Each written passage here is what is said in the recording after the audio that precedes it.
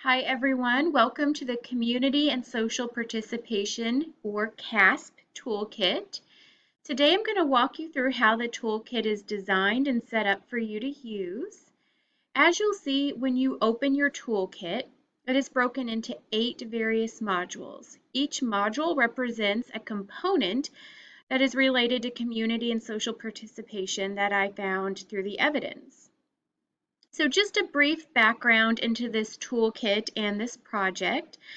So as part of my coursework with the Occupational Therapy, Post-Professional Occupational Therapy Doctoral Program, I was focused on community and social participation for older adults. And I found through a review of the literature, number one, the importance of community and social participation for older adults. And number two, I found that oftentimes occupational therapists and occupational therapy practitioners are not addressing community and social participation for a variety of reasons. There are obviously institutional barriers, productivity barriers, but also there was found to be an educational and resource barrier. Community and social participation is a pretty broad area of practice, and it's hard to know sometimes where to go with that. So as I was creating this toolkit, I went through the literature to find the most common barriers and enablers to community and social participation.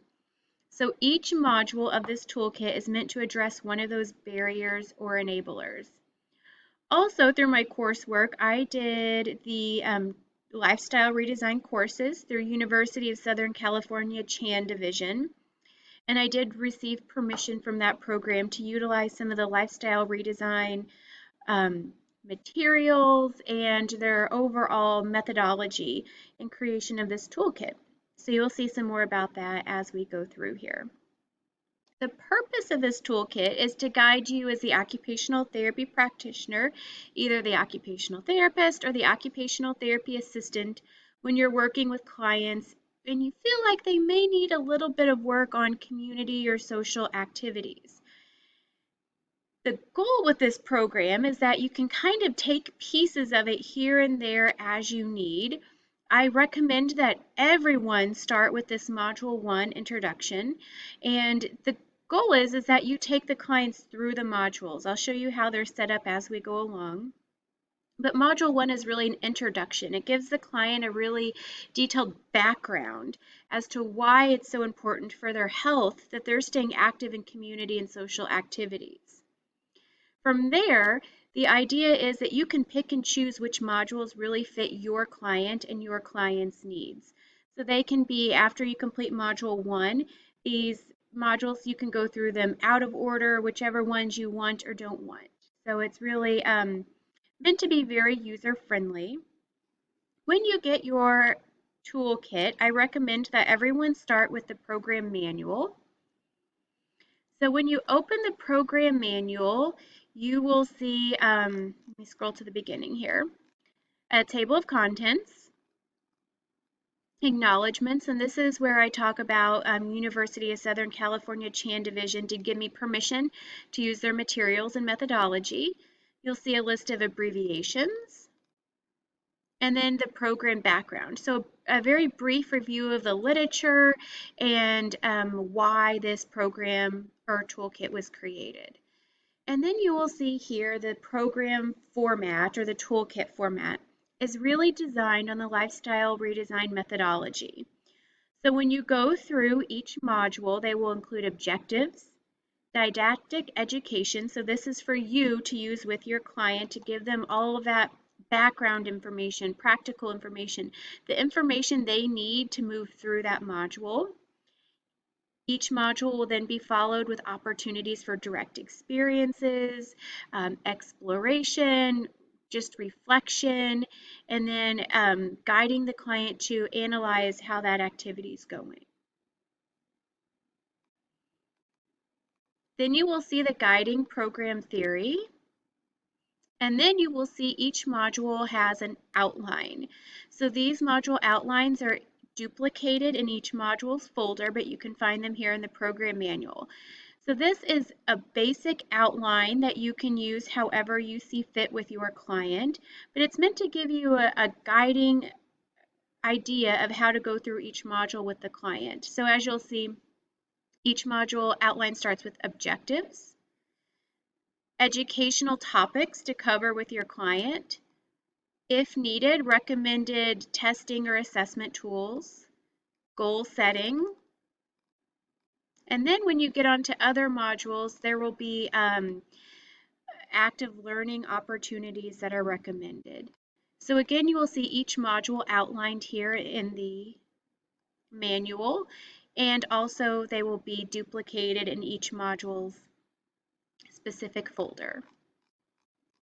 At the very bottom of this manual, you will see additional resources. I'll go over them briefly here, and there will be more details in each module as they come up.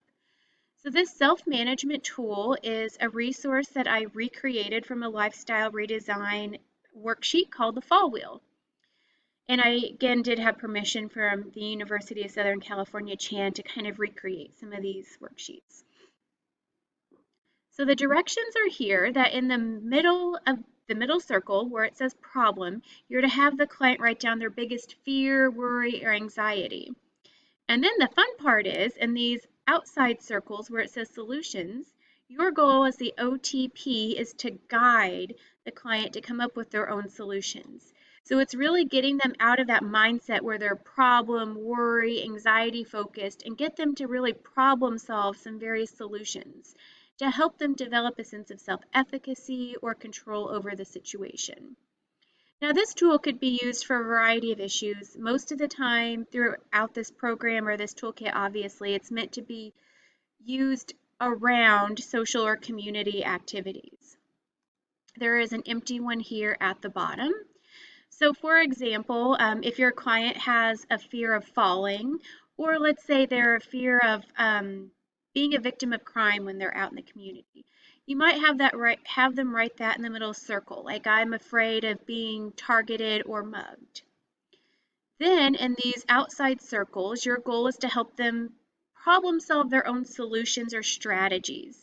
So using some different skills, such as your motivational interviewing, helping the client come up with things like maybe they're going to park near the light, they're not going to carry a purse, they're going to keep mace in their pocket, or whatever. Your goal is to help them come up with their own solutions so they develop a sense of self-efficacy or control over the situation.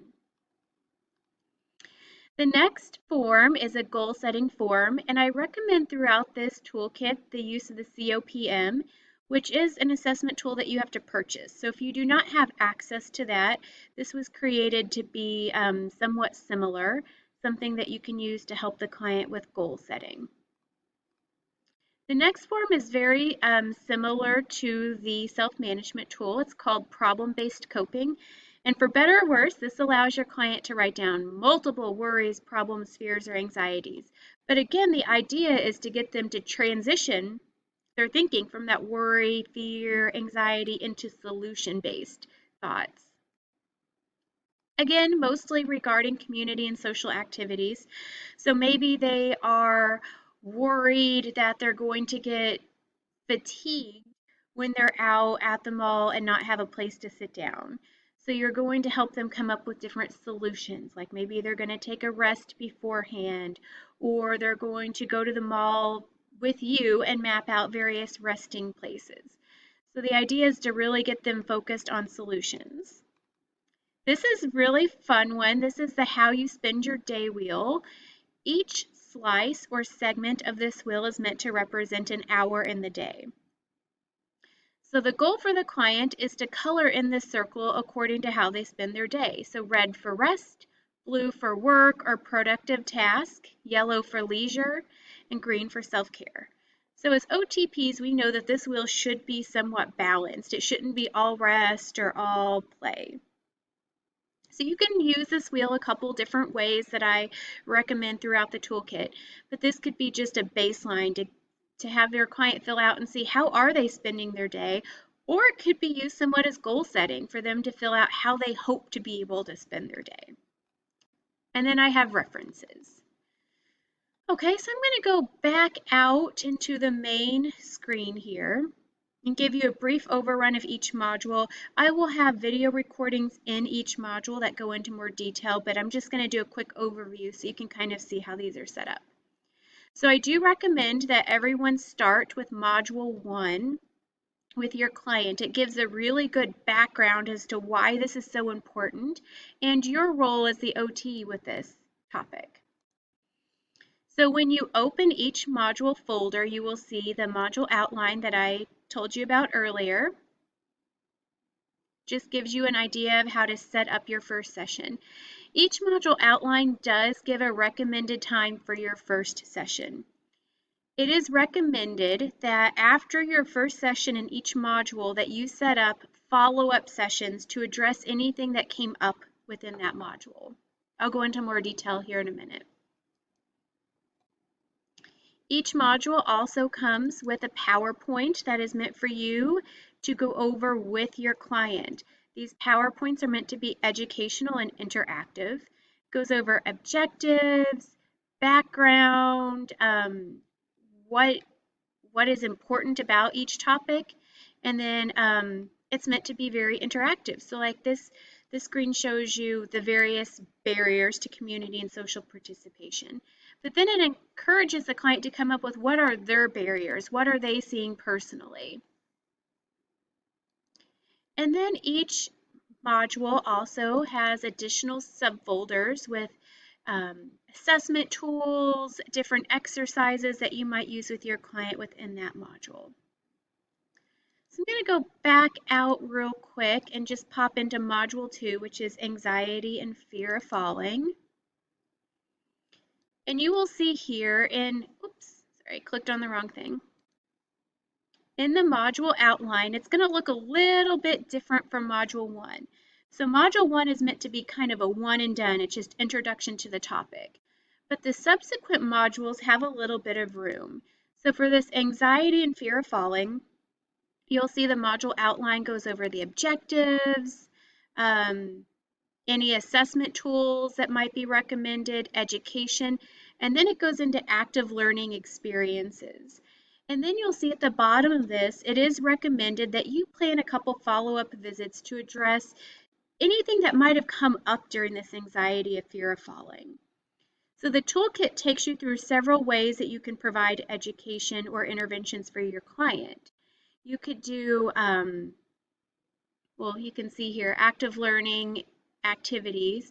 But when you're talking about each module specifically, so this is managing fear and anxiety, you might need to create follow-up sessions where you work on whatever strategies in real-life settings. So whether that be making an obstacle course around the client's house and having them work on that fear of falling and anxiety, or going out to the curb or practicing getting in and out of the car. Or maybe you're actually going out in the community to the post office or to the grocery store and you're practicing those strategies. So these modules are meant to allow you as the OTP room to go where you need to go with the client within each topic or module. Okay, I'm going to go back out here again. So again, this is how your toolkit is set up. You can use whichever modules fit your client's needs. And then I'm going to go ahead and stop this recording now. You will find additional recordings in each module that will guide you through how to use them individually. So thank you so much for watching this introductory video, and I will see you online. Thank you.